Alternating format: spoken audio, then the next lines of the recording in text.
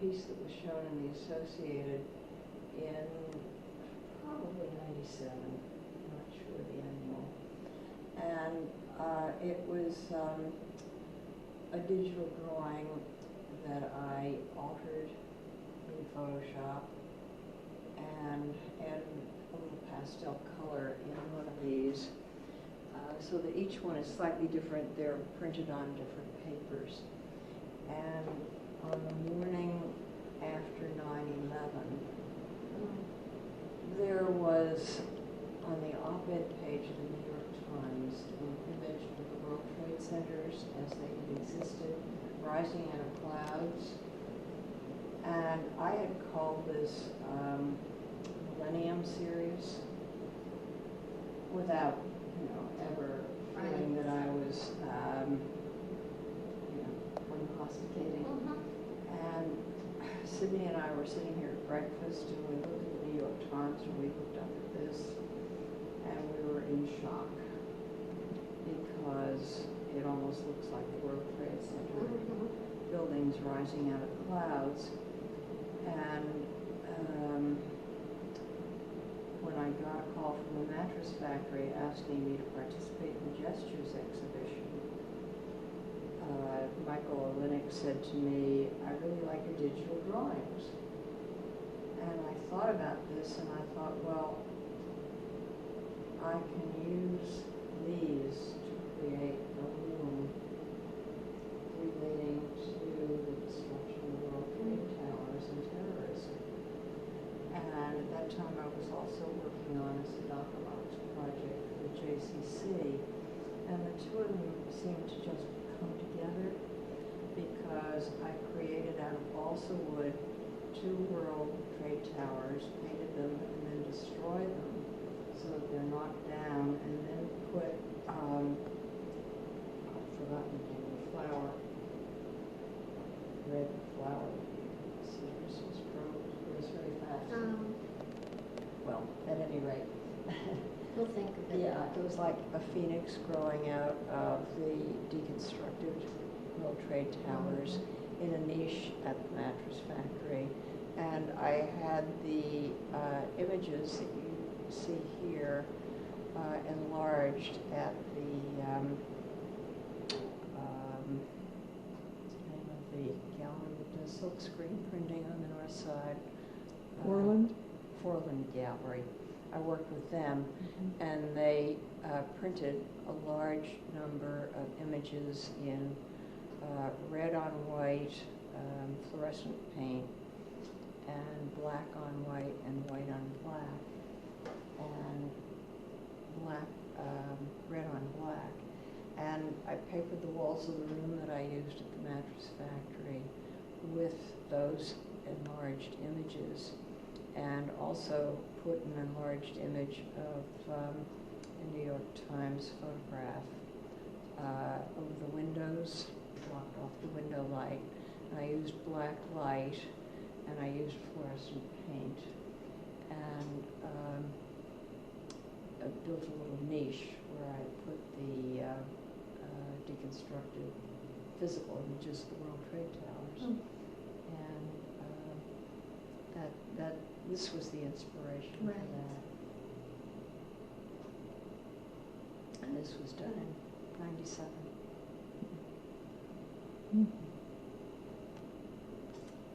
That's new to you on. Yes. That were hung in the main gallery of Pittsburgh Plan for Art in 1981.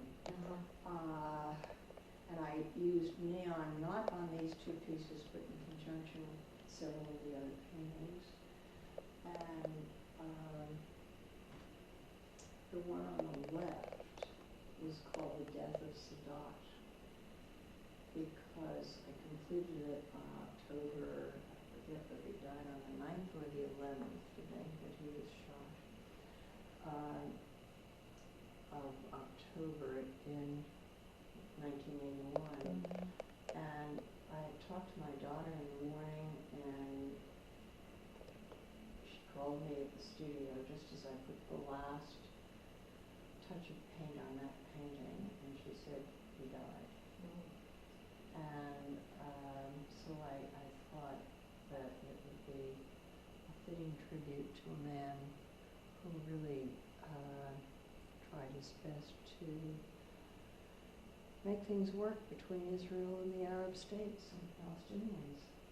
And I also thought, this is kind of maybe tongue-in-cheek, I'm not sure, but I don't know if you know the painting by David called The Death of Marat.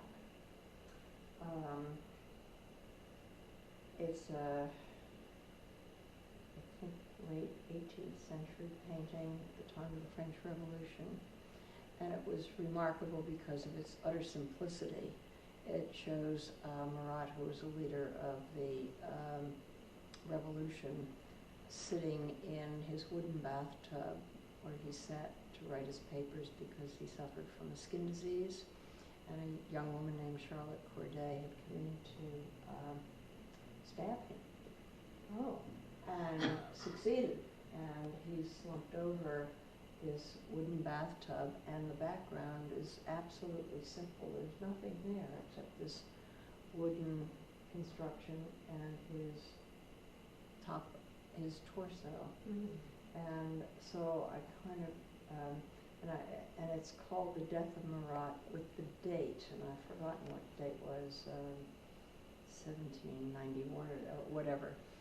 And so I thought, in terms of that, when I entitled this The Death of Sadat, because there was a correlation between the two names, Mm-hmm. and dating and the simplicity of the imagery. And this one's called Tones of the Flute. This one, my daughter was a flautist, and it's in her memory. And Kandinsky wrote a book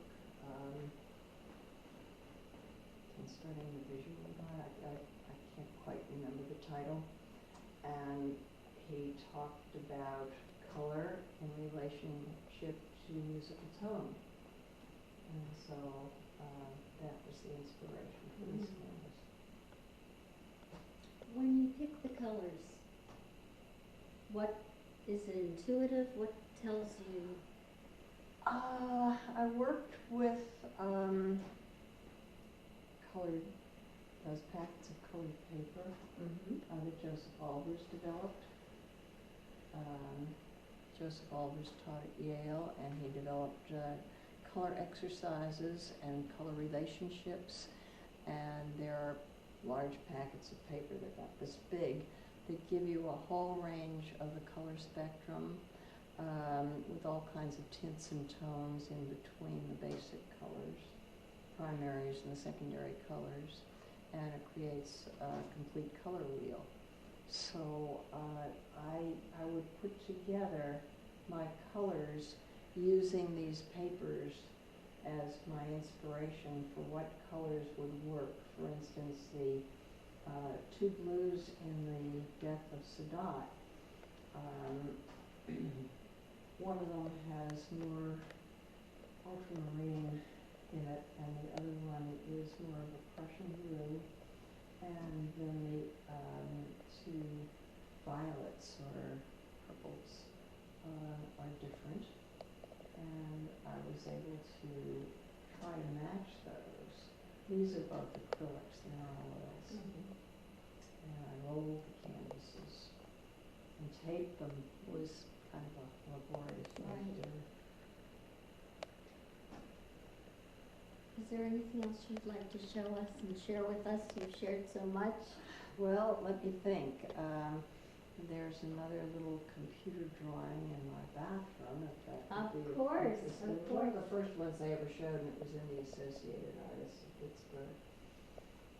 Before we leave this room, I always Mhm. think it's interesting what an artist has out. Oh, well, some of these things were collected on our travels. Ed and I were in southern France, and we got the Jean Cocteau.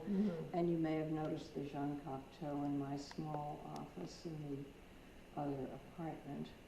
And then this is a whalebone mask done by an Inuit You Eskimo. probably can see it better from this side, Donna. Yeah.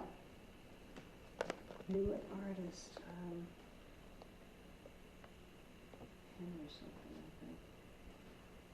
I think. And of course, my daughter gave me the Ed Everly piece, and she gave me this beautiful wooden bowl. And there are two little Picasso plates here. Just sitting there, huh? Yeah. And my Carol Apple that Ed and I bought when we were in London in 1959. Can you lift the plates just so we Sure. can get This is the nice one. Mm-hmm. This is bisque. You get my thumb in a... It's a nice working thumb. And this is the other, which is glazed. Nice. And then my two ultra favorites are the two little gouache on the wall over there that Ed and I bought when we were in London in 1963. And they're by a German artist named Raul, who emigrated to France, and I think he died in 48 or 49, but he escaped from Germany and worked in Paris after that, and was probably one of the founders of the Tashist movement in Europe, which was parallel with abstract expressionism, the development of abstract expressionism in the United States. Can we get a little closer here? Do you know Patty? I know of Patty, and I know we've met. Yeah. She's a weaver? She was a weaver, Uh-huh. then she had the shop at the corner of Hastings and Reynolds. Right. And now she's studying to be a rabbi. Oh, is she? She's in Philadelphia. And she's at the Reconstructionist Rabbinical College. Is that right? Mhm. Yes. Mm-hmm.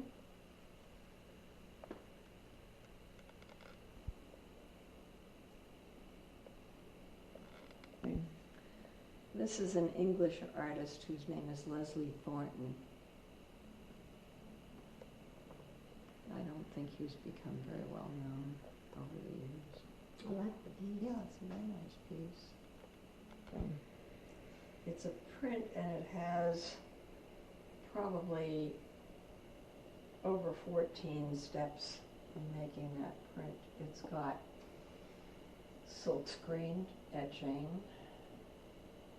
lithograph, some hand painting, a little of everything in it. And the artist? Frank Stella. It was a series that he did in '84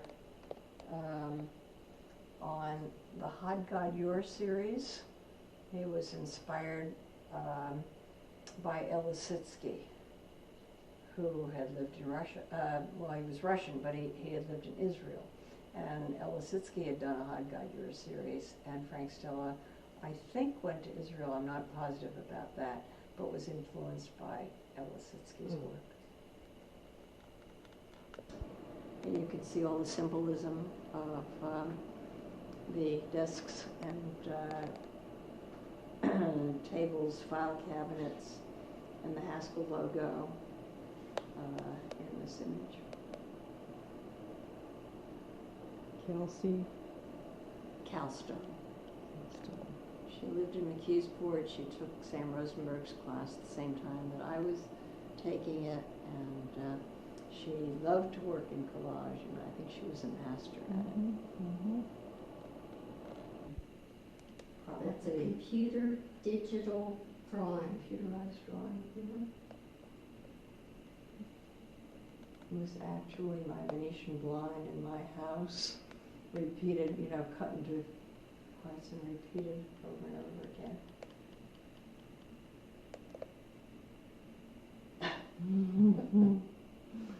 Myself. Oh, and I forgot about this.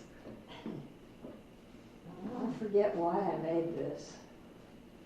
but it was sort of an idea for a playground and bridges that kids could play under with these fanciful, this is actually from a beach, and this is a little piece of pottery that someone brought me, and this is an animal. I don't think it's really an antique, but it's from Israel, an ancient Israeli image, and I did that as sort of a cave-like structure for kids to play in, but of course it never got built. Still time. You think so? I do. Jane, I thank you so much for sharing everything with us, your house, your studio, and lots of years of knowledge. Thank you. We really appreciate it. Thank you, Ellie, and thank you, Donna, and I'm really pleased to be able to help, and I hope that this will provide some learning experiences for upcoming artists. That's what it's about. Yeah, and that would please me very much.